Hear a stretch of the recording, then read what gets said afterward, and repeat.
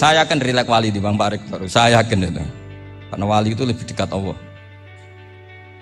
Sehingga orang dulu itu saya ulang lagi ya, ada satu kearifan namanya hidup itu apa?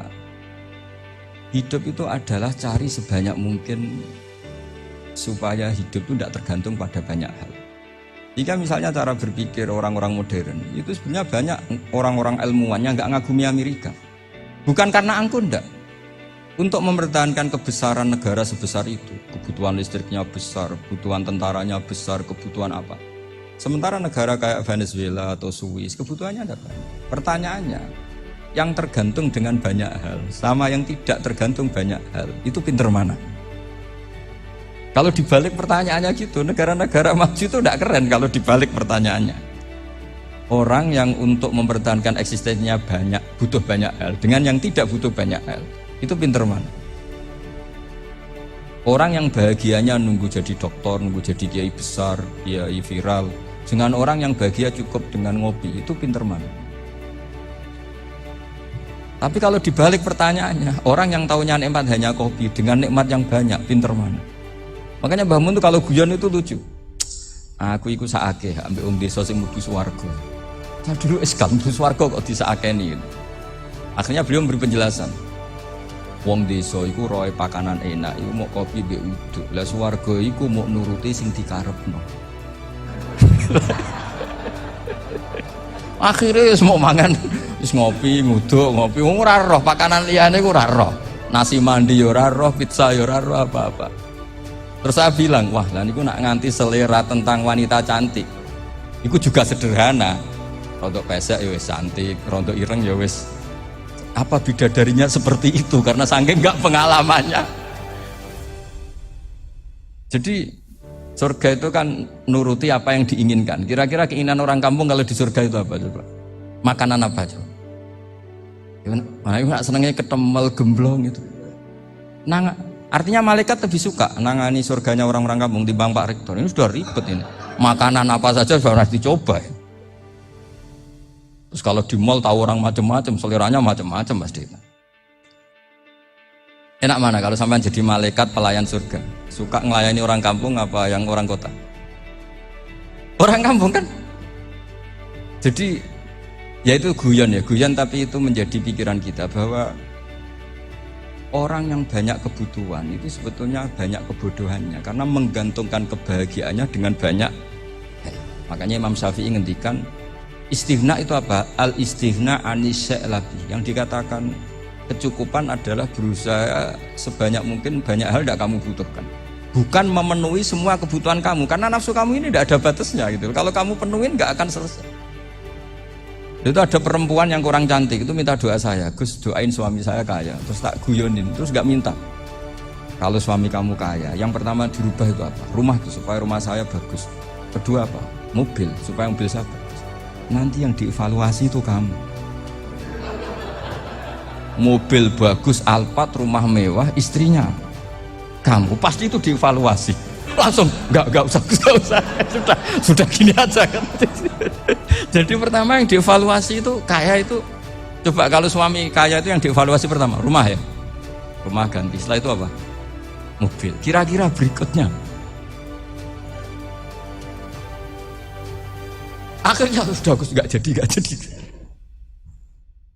Nabi Ibrahim itu pernah minta umur panjang, keren umur panjang.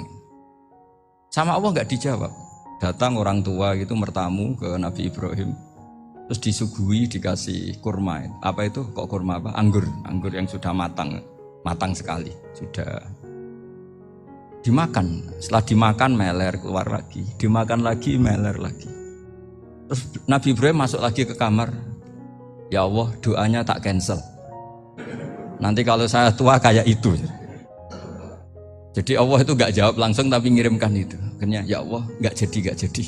Nanti takut itu. Saya pernah ngalami jadi kiai tadi, ada ibu-ibu ya gak pati cantik lah.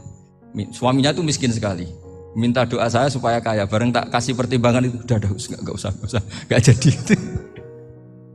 Jadi itu kearifan.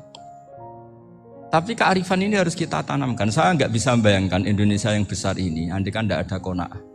nerimo ing pantun. Coba sekarang ada Covid. Andai kan Indonesia tuh kayak Perancis. Beberapa kali punya tamu orang yang hidup lama di Perancis, bahkan dapat istri orang Perancis. Itu dulu gak begitu mencintai Indonesia. Tapi setelah di Perancis 2 tahun, wah Indonesia hebat.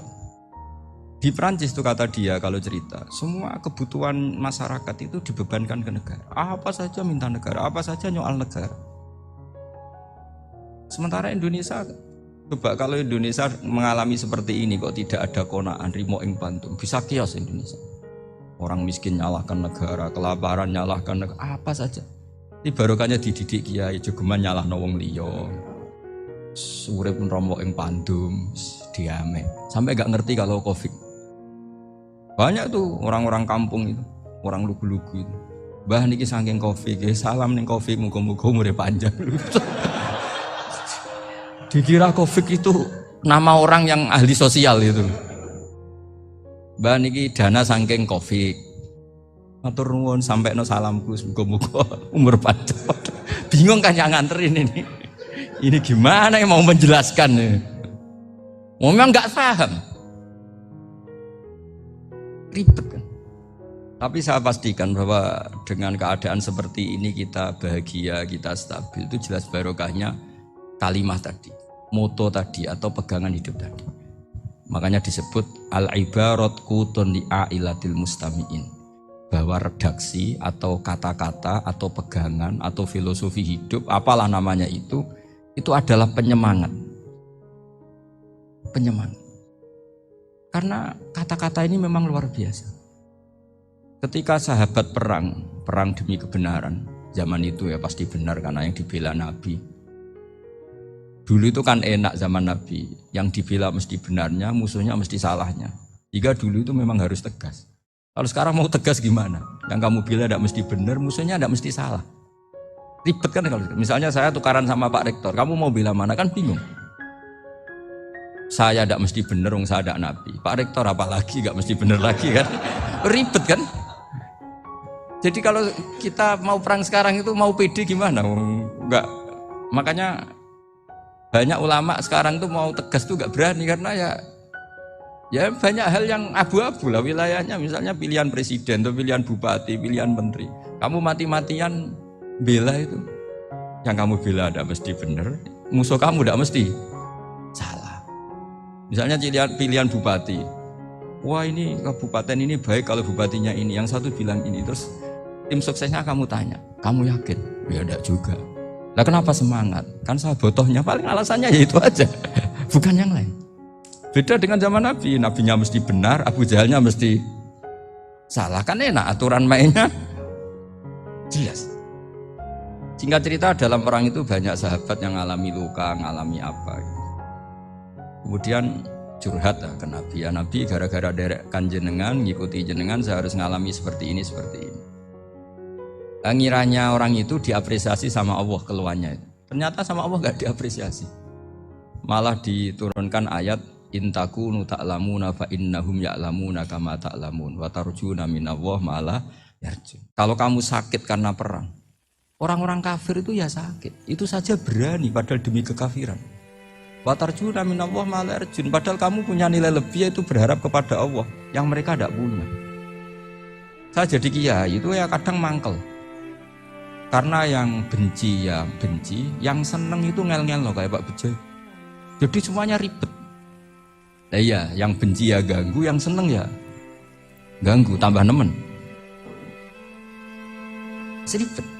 Tapi kalau sudah ingat bandar narkoba, mereka berhadapan dengan polisi, kadang ditembak karena kesalahannya terlalu fatal.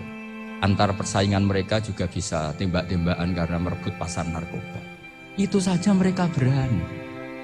Kok kita yang jadi kiai kadang dicium tangannya, dihormati gak berani, hanya takut apa ya, musibah-musibah kecil lah, atau problem-problem kecil. Nah iya, kalau kita bandingannya gitu. Kalau kamu mau tahajud kedinginan, itu masih nanti di sisa bawah itu gitu. Maling ayam itu keluar malam-malam, hanya dapat ayam. Itu gak takut dingin. Ya gak takut digebuki masa. Kamu mau tahajud saja takut dingin. Makanya nanti hisabnya orang soleh itu nanti dijajarkan orang dolim. Terus diperbandingkan. Wah itu habis kamu kalau itu.